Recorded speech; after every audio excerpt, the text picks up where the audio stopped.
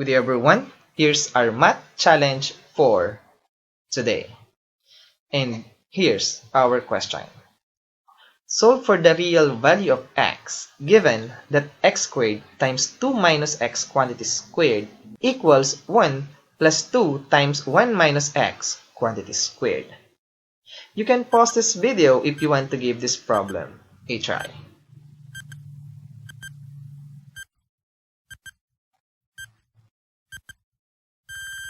Now let's answer this question together. The goal is to solve for the real value of x.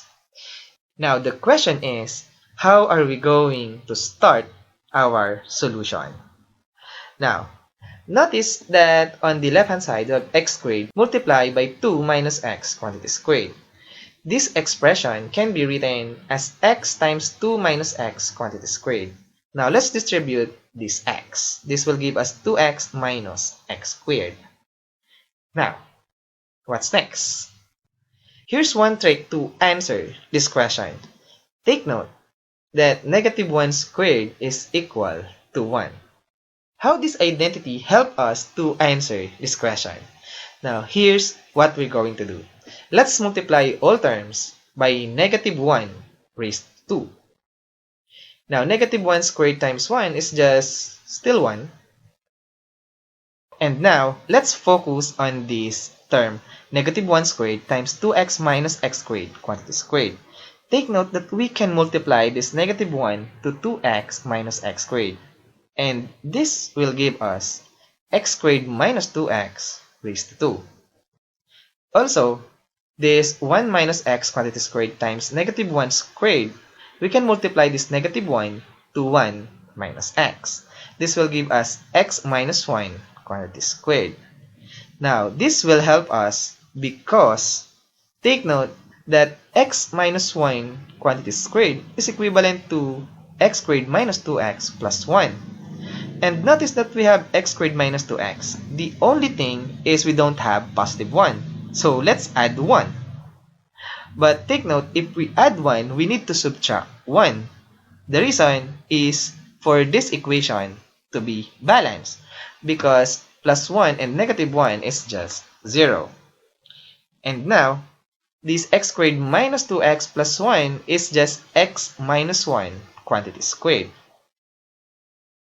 Now, on the left-hand side, we have x minus 1 quantity squared minus 1 quantity squared. So we can expand this using binomial expansion. If we do that, we get x minus 1 raised to the 4th power minus 2 times the quantity x minus 1 squared plus 1. Now, we have a common term of 2 times x minus 1 quantity squared. So we can combine them. If we do that, we have negative 4 times x minus 1 quantity squared.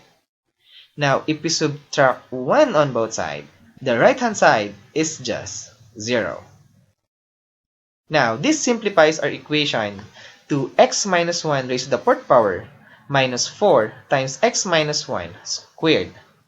And take note that x minus 1 raised to the 4th power can be written as x minus 1 squared times itself. And why we do that? Because we have now a common factor of x minus 1 quantity squared. So we can factor out x minus 1 quantity squared. And since it is equal to 0, it follows that at least one of them must be equal to 0. So we can say that x minus 1 quantity squared equals to 0 or x minus 1 squared minus 4 equals to 0. We are now ready to solve for the values of x. Let's focus on this first equation. We have x minus 1 squared equals to 0. Therefore, we can say that x minus 1 equals to 0. If we add 1 on both sides, we get that the value of x must be equal to 1. Now, on the second equation, let's add 4 on both sides. And now, what we're going to do is to get the square root on both sides. Now, take note that we have two possible answers, so we have positive or negative. Now, on the left-hand side, square root of x minus 1 squared is just x minus 1. And square root of 4 is just 2. Therefore, we can say that x minus 1 must be equal to positive 2 or negative 2. Now, using the first equation, x minus 1 equals 2, if we add 1 on both sides, we get that the value of x must be equal to 3. And on the second equation, if we add 1 on both sides, we get that the value of x must be equal to negative 1. Therefore, we have 3 possible values for x. Namely, we have positive 1, negative 1, or positive 3. And as always, we are done.